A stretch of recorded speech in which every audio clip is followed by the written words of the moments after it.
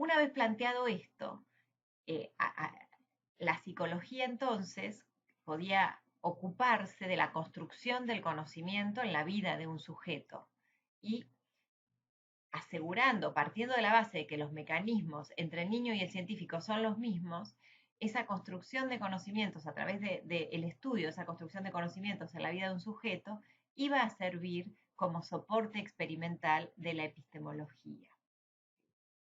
Em, bien, finalmente, la...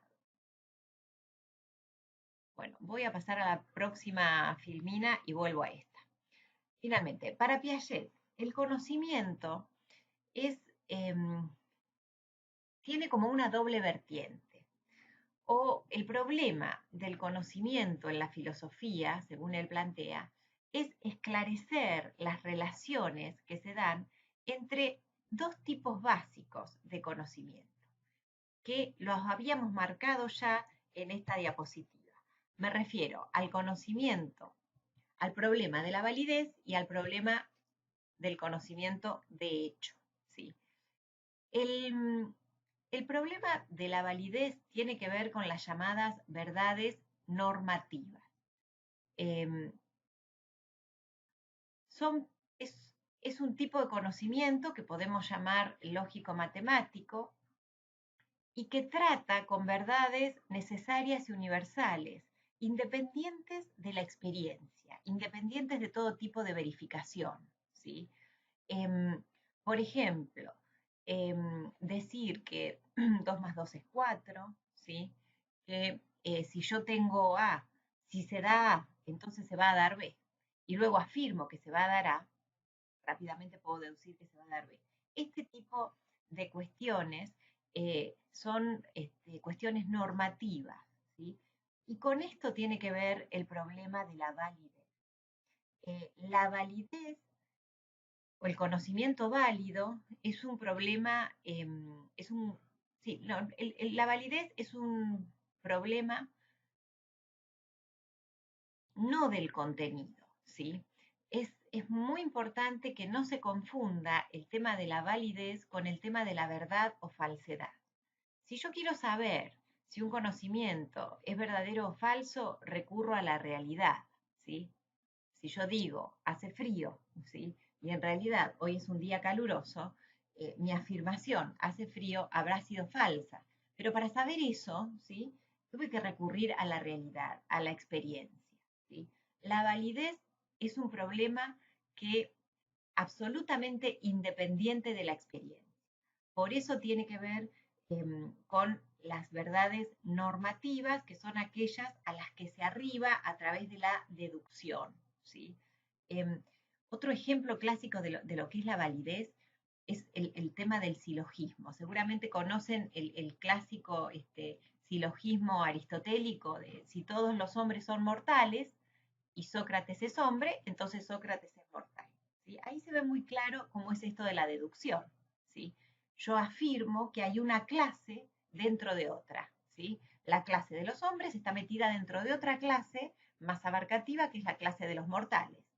Y después afirmo que un determinado individuo pertenece a la clase de los hombres. Entonces deduzco sin posibilidad de error que también va a pertenecer a la clase más abarcativa. ¿Sí? Las verdades constatativas, en cambio, tienen que ver con el conocimiento empírico. Son verdades contingentes y relativas que no se obtienen a través de la deducción, sino a través de la inducción. Los razonamientos inductivos son aquellos que parten de casos particulares para luego establecer una generalización. El, el ejemplo típico, ¿sí?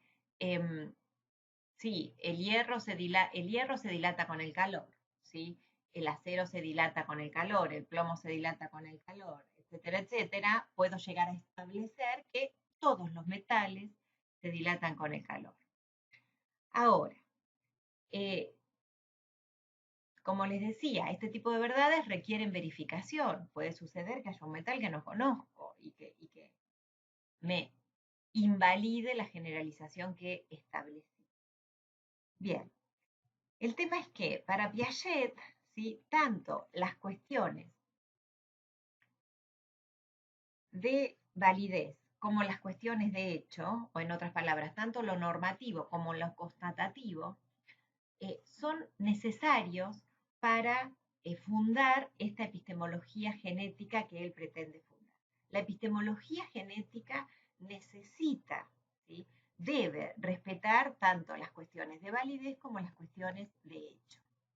Es por eso que, y ahora volvemos a explicar la parte de abajo de este cuadro, también se requiere de una colaboración con las disciplinas formales, como la lógica y la matemática, porque justamente son estas disciplinas las que le van a aportar a la epistemología la validez necesaria.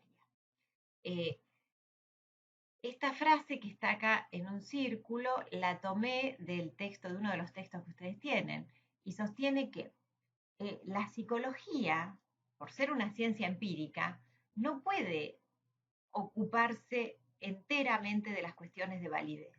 Pero la psicología, sin embargo, estudia cómo en los sujetos se van dando determinadas normas. Cuando decimos determinadas normas nos referimos a determinadas formas de razonamiento, a determinadas lógicas que se dan en el razonamiento a través del desarrollo. ¿Sí? Entonces, eh, la psicología debe recurrir a disciplinas formales, ¿sí? Para poder formalizar, valga la redundancia, esas normas. El ejemplo que Piaget trabaja en el texto que ustedes van a leer es que el que se da en el desarrollo, cuando por ejemplo los niños pequeños no pueden establecer una relación de transitividad, como por ejemplo que si A es mayor que B y B es mayor que C, entonces A también va a ser mayor que C. ¿Sí? Una relación como esa se construye dificultosamente en el desarrollo. ¿Sí? Bueno, eso es, explica, digamos, esta idea de por qué una disciplina empírica como la psicología también necesita recurrir a la validez. Bien, en suma, para Piaget, la epistemología genética es el estudio de las etapas de las etapas sucesivas de una ciencia. Es decir, la epistemología genética se ocupa del conocimiento científico, ¿sí? Se ocupa de ese conocimiento a partir de su historia, indagando en su historia, en las características peculiares de las comunidades científicas, ¿sí? Pero también indagando en los orígenes psicológicos, es decir, en cómo ese conocimiento científico se va originando en el sujeto a través del desarrollo. ¿Sí? Es una epistemología de naturaleza interdisciplinaria, como intentamos explicar en la diapositiva anterior. Bien, y finalmente aquí hay una frase muy bonita, a mi juicio, de Emilia Ferreiro y Rolando García, que dice que la originalidad de Piaget va a consistir en introducir la verificación experimental dentro mismo de la epistemología. ¿Por qué? Porque previo a Piaget la epistemología era una disciplina filosófica, como lo vemos al estudiar el empirismo y el racionalismo. O sea, era especulativa, carente de soporte empírico.